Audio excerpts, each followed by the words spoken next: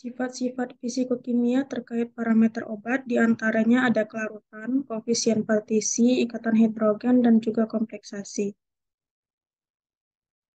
Sifat fisika dan kimia obat.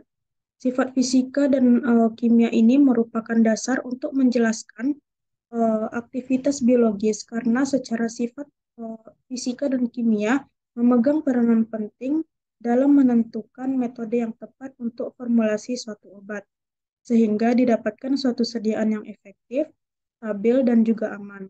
Di mana yaitu sifat kimia dan fisika ini berkaitan erat dengan pengangkutan obat untuk mencapai reseptor.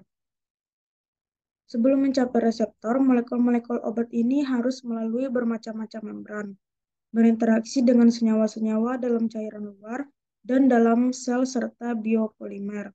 Di sini sifat kimia dan fisika berperan dalam proses penyerapan dan distribusi obat sehingga kadar obat pada waktu tertentu itu mencapai reseptor dalam jumlah yang cukup besar. Kemudian hanya obat yang mempunyai struktur dengan kespesifikan yang tinggi yang dapat berinteraksi dengan reseptor biologis.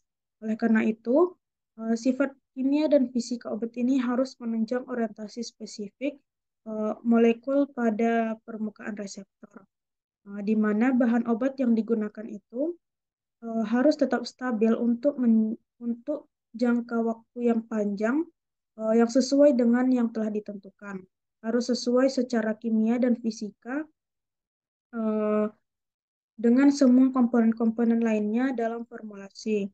Contohnya seperti zat pengisi yang ditambahkan dengan sebuah formulasi obat untuk penyesuaian bobot dan ukuran tablet sesuai dengan yang ditetapkan. Di mana pada kelarutan ini ada gugus penentu kelarutan, ada hidrofilik atau disebut juga dengan polar, dan juga gugus lipofilik atau disebut juga dengan nonpolar. Di mana hidrofilik ini yang meningkatkan kelarutan molekul dalam air, sedangkan lipofilik yang meningkatkan kelarutan molekul dalam lemak.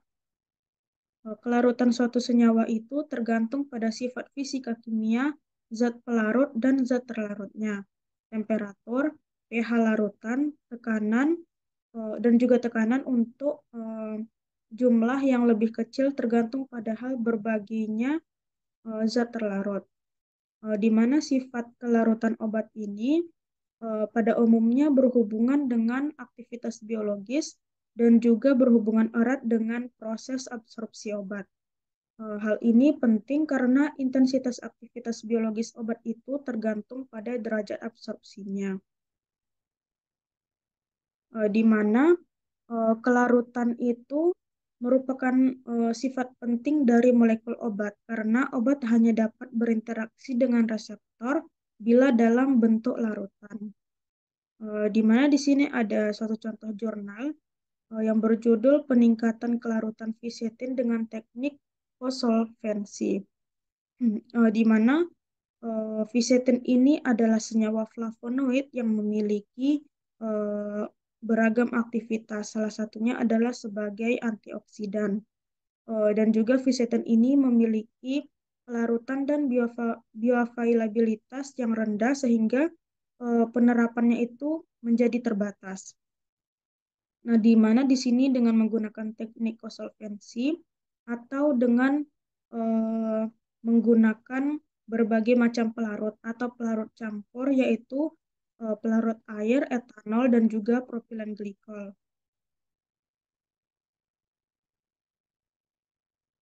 Di mana pada jurnal ini disebutkan bahwa kelarutan obat yang rendah itu menjadi penyebab terbatasnya pengembangan zat aktif farmasi yang poten.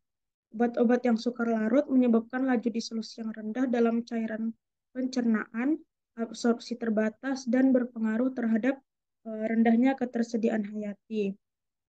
Nah, di mana fisetin ini memiliki bioavailabilitas yang sangat rendah dan absorpsi yang rendah, sehingga pemberiannya menjadi terbatas. Salah satu cara untuk meningkatkan ketersediaan hayati suatu sediaan obat ini yaitu dengan menaikkan kelarutan zat aktifnya di dalam air. Nah, salah satu faktor yang dapat mempengaruhi kelarutan suatu zat itu yaitu dengan penambahan jenis pelarut tertentu. Nah, di mana kelarutan zat juga tergantung pada struktur zat seperti perbandingan gugus polar dan juga nonpolar suatu molekul. Adapun salah satu cara untuk meningkatkan kelarutan obat adalah melalui penggunaan campuran beberapa jenis pelarut atau fenomena ini juga disebut dengan istilah kosolvensi. Nah, di sini pelarut campurnya itu menggunakan pelarut etanol dan juga propilen glikol berdasarkan pada derajat polaritas dan keamanan pelarut. Etanol dan propilen glikol ini termasuk pelarut polar digolongkan dalam kelas pelarut 3 dengan tingkat toksisitas yang rendah. Nah, di mana dapat disimpulkan pada penelitian ini, fisetin ini dapat ditingkatkan kelarutannya melalui teknik kosolvensi, di mana dengan menggunakan pelarut etanol dan juga pelarut campur etanol dan propilen glikol. Larutan fisetin ini meningkat seiring dengan meningkatnya jumlah etanol dan menurunnya dengan berkurangnya jumlah pelarut propilen glikol.